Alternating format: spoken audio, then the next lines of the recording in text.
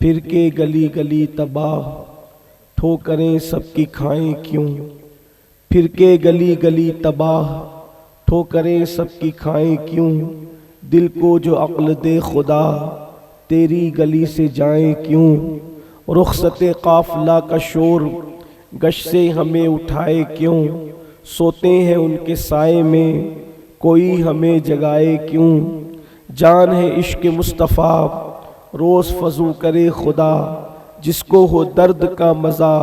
ناز دوا اٹھائے کیوں، اب تو نہ روکے غنی عادت سگ بگڑ گئی، میرے کریم پہلے ہی لقمہ تر کھلائے کیوں،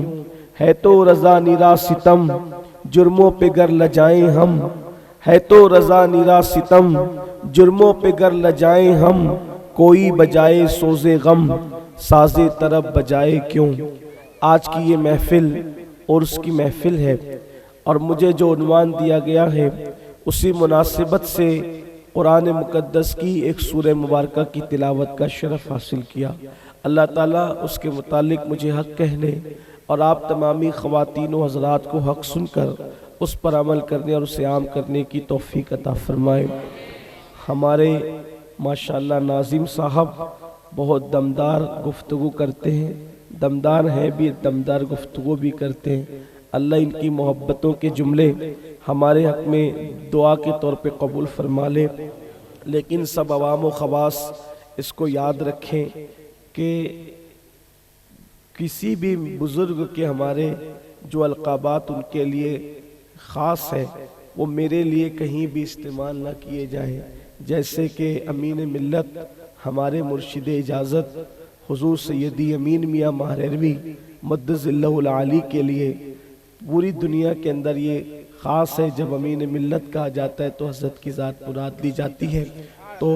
میں ان کا خادم اور ان کا غلام ہوں، اور میرے لیے ایسے القابات کا استعمال نہ کریں، یہ آپ کی محبت ہے، لیکن اس کا خیال رکھیں جو چیزیں بزرگوں کے لیے خاص ہے وہ بزرگوں کے ہی لیے ہونا چاہیے، ہم لوگ ان کے چھوٹے ہیں، بچے ہیں ان کے۔ اللہ تبارک و تعالی ہم لوگوں کو ان لوگوں کے نقش قدم پر چلائے جو لوگ نجات کی راہ پا چکے ہیں۔ آئیے مختصر سے وقت میں جو عنوان مجھے حضرت مولانا سعید صاحب نے سپرد میرے فرمایا ہے، انہوں نے یہ عنوان دیا ہے کہ قوم مسلم کے زوال کے اسباب کیا ہیں، تو اسی مناسبت سے میں نے سورۃ العصر کی تلاوت کی ہے۔ دیکھیں کوئی قوم اس وقت تک زوال کی طرف نہیں جاتی جب تک کہ اس قوم کی فکر کو زوال نہ آئے، اس قوم کی سوچ کو زوال نہ آئے، اس قوم کے انداز زندگی کو زوال نہ آئے۔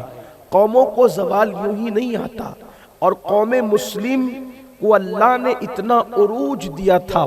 کہ اگر ہم اس کا جائزہ لیں تو وقت کی قلت ہمیں اس کی اجازت نہیں دیتی، لیکن ہم اس پر اشارتاً اپنے نوجوانوں کی توجہ چاہتے ہیں، اشارے کرتے ہوئے کہ اللہ نے مسلمانوں کو وہ عروج دیا تھا کہ مسلمانوں نے بغیر کسی کی شرکت کے، بغیر شرکت غیر، مسلمانوں نے اپنے ابتدائی دنوں میں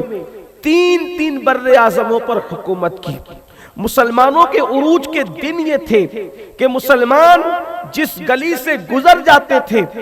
وہ گلیوں کے لوگ مسلمانوں کے لیے ان کی راہوں میں پلکیں بچھاتے تھے۔ اللہ تبارک و تعالیٰ نے مسلمانوں کو اتنی دولت سے نوازا تھا کہ ہندوستان میں انگریزوں کی آمد سے پہلے کلکتہ کے ایک ایک تاجر کے خزانے میں اتنی دولت ہوا کرتی تھی کہ اتنی دولت برطانیہ کے شاہی خزانے کے اندر نہیں ہوتی تھی۔ یہ کوئی میں مبالغہ نہیں کر رہا ہوں، جو تاریخ پڑھتے پڑھاتے انہیں پتا ہے کہ برطانیہ کے شاہی خزانے میں جتنی دولت نہیں تھی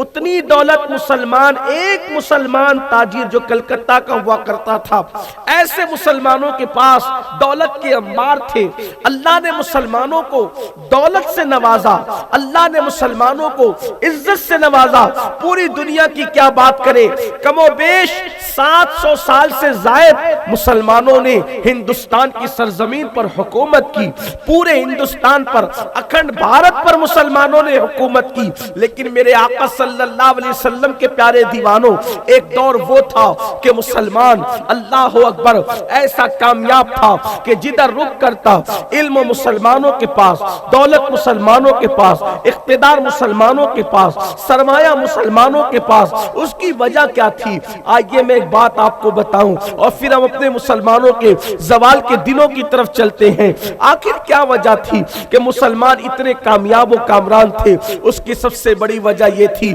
کہ مسلمان اپنے مذہب سے جڑے ہوئے تھے، اپنے مذہب سے وابستہ تھے۔ مسلمان اگر چلتا تھا تو چلنے کا انداز بھی مذہب کے قانون کے مطابق ہوتا تھا۔ مسلمان اگر بولتا تھا تو بولنے کا انداز بھی مذہب کے قانون کے مطابق ہوتا تھا۔ مسلمان اگر سوتا تھا، سونے کا انداز بھی مذہب کے قانون کے مطابق ہوتا تھا۔